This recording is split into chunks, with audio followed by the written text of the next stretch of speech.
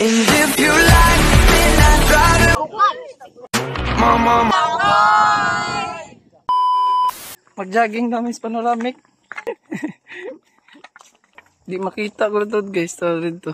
So dire day sa Purok 7 guys. Dire mo pa-register sa inyong pangalan. Bayad magtag 50 per head. And also magbayad ta sa ato ang mga tour guide. Amo ang group is 300 among nabayaran sa amo ang tour guide. Importante ang tour guide guys. Kaya kanang ilang mga bag na ana sila yung mga emergency kit which is very important if we are going to climb in the panoramic. Ever sa mahitabo na ana sila yung mga safety kit.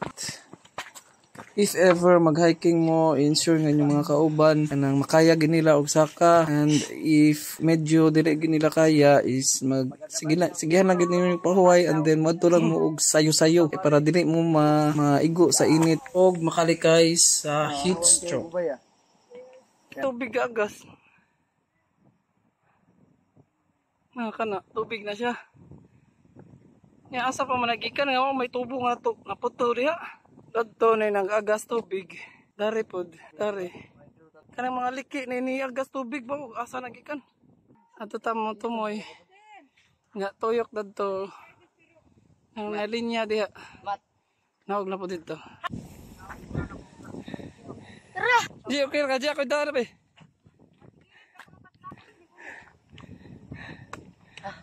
Sayo baswakwak.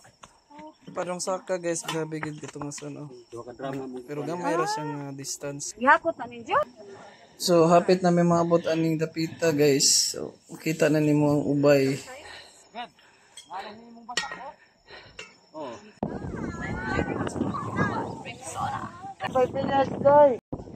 Mama Langoy! Una ni siya ang view deck sa Alicia Panoramic Park. So makita gid tanan guys, ubay, mabini ug palong Tagbilaran. So starting dire patugbong palugsong na ni or patugbong na ni padong uli. Nihinay lang kay pasig mo ta. Dito. Ako pud koy.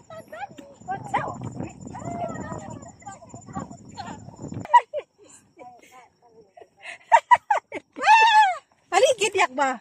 Haligit ko. So mo na to guys, padung na may tugbong and then balik na pud sa Purok 7. Balik siya gid kung napabay energy be.